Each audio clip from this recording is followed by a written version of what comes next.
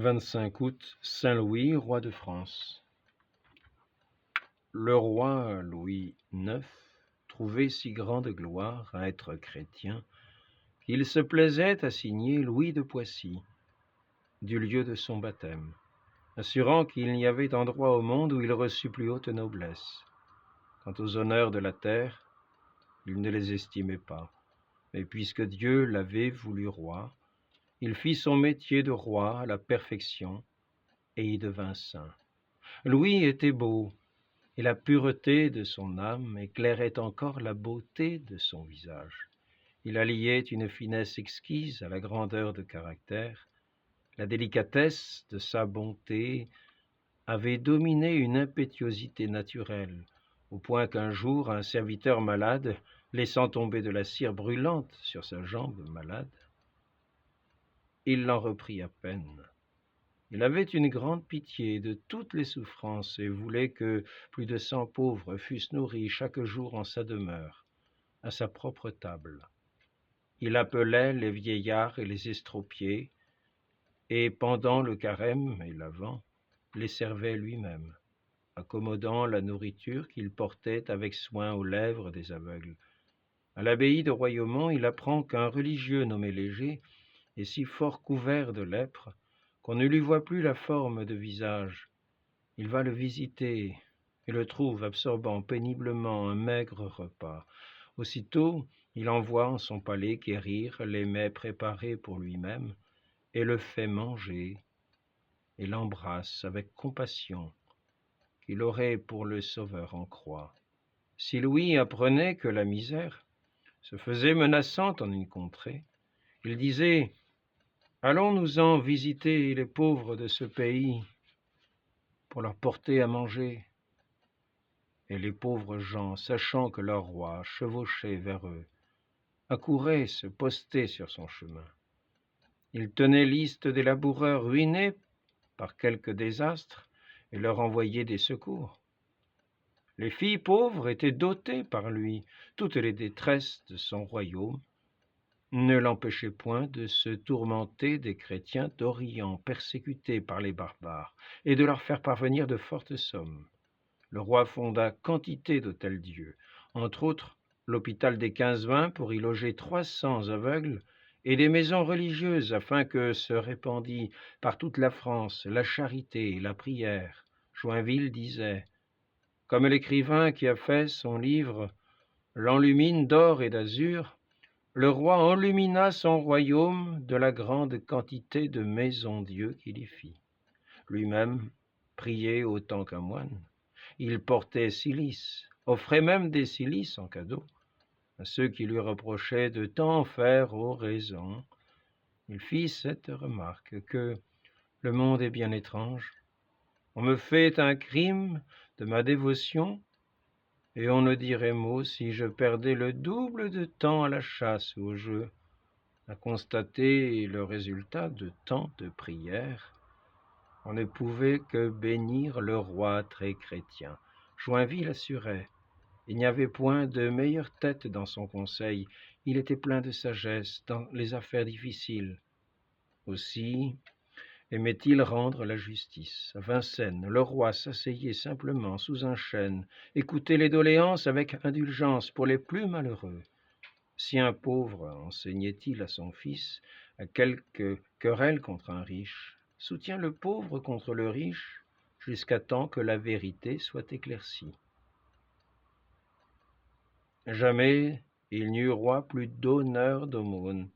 Cependant, il savait bien, il savait être inexorable et punir avec une extrême rigueur les blasphémateurs et les usuriers.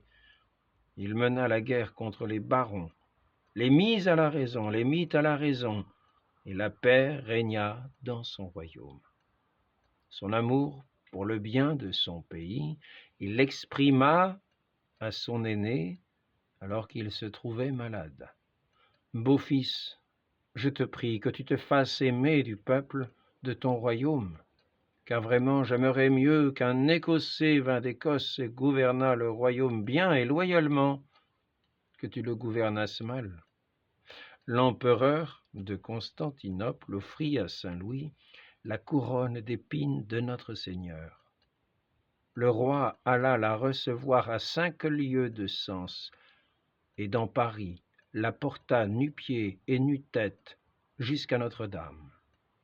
Plus tard, ayant reçu un morceau de la vraie croix, il fit bâtir la merveilleuse Sainte-Chapelle pour y déposer les insignes reliques.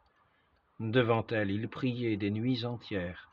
L'idéal missionnaire de la croisade le hantait. À la fin de 1246, atteint d'une grave maladie qui arrachait des larmes et des prières à son peuple, Louis fit vœu, s'il guérissait, d'entreprendre une 7e croisade pour délivrer la Terre sainte au pouvoir des musulmans. Au bout des 4 années de préparatifs, le souverain guérit. Après avoir entendu la messe à Notre-Dame, il sortit de Paris en habit de pèlerin, nu-pieds, escorté par une longue procession de fidèles. Puis, prenant congé de son peuple, il monta à cheval, descendit jusqu'à Aigues-Mortes, où il mit la voile. Le roi débarqué en Égypte, lutte contre une formidable armée de Sarrasins, s'empare de Damiette. Il est fait prisonnier à la bataille de Mansoura, où la peste et la famine ravagent son armée. Le roi captif n'a pas interrompu ses jeûnes, ni ses austérités. Sa grandeur d'âme, sa fermeté à souffrir confondent d'admiration ses ennemis. Les menaces de la torture ne l'intimident point. C'est le plus fier chrétien que nous ayons connu, attestent les musulmans. Quand Louis fut rendu à la liberté, il passa en Palestine, resta 4 années dans ces pays désolés, fit fortifier des places principales. Il soutenait les chrétiens, cherchait à convertir les infidèles. La nouvelle de la mort de sa mère Blanche de Castille lui parvint, cette mère si chrétienne qui lui disait, enfant, qu'elle préférait le voir mourir plutôt que commettre un péché mortel. Louis en éprouva une immense douleur et revint en France. Fixé à Paris, il ne fut plus occupé que du bonheur de ses sujets. 16 années s'écoulèrent. Le roi apprit alors que le chef des Mamelouks tramait la ruine des chrétiens d'Orient. Il décida de reprendre la croix pour leur porter secours.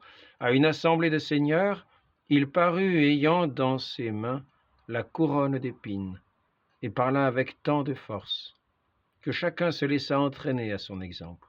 Les croisés portèrent d'abord la guerre en Afrique. Le roi de Tunis donnait au roi de France des espérances de conversion. « Répondez à votre maître, dit Louis, que je passerai avec joie le reste de mes jours dans les fers, sans plus jamais voir la clarté du ciel, si je pouvais, à ce prix, obtenir pour lui et pour son peuple la grâce de leur conversion. Cependant, il dut faire le siège de Tunis. Le climat brûlant occasionna une maladie épidémique. Une partie de l'armée périt et le roi de France fut atteint.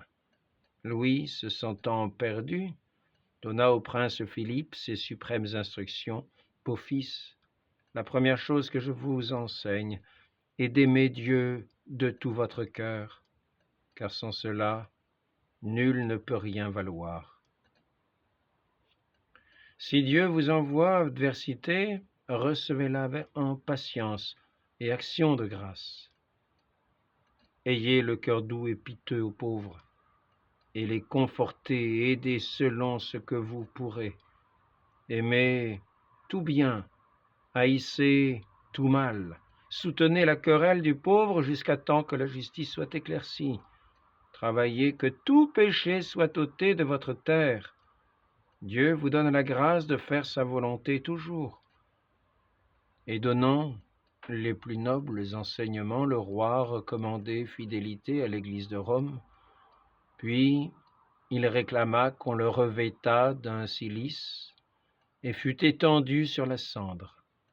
Il appela les saints à son secours, dit l'oraison de saint Jacques, « Dieu, soyez le sanctificateur et gardien de votre peuple. » Après, dit Joinville, se fit le saint roi couché en un lit couvert de cendres, et mit les mains sur sa poitrine, et en regardant vers le ciel, rendit à notre Créateur son esprit, en cette heure même que le Fils de Dieu mourut pour le salut du monde en la croix.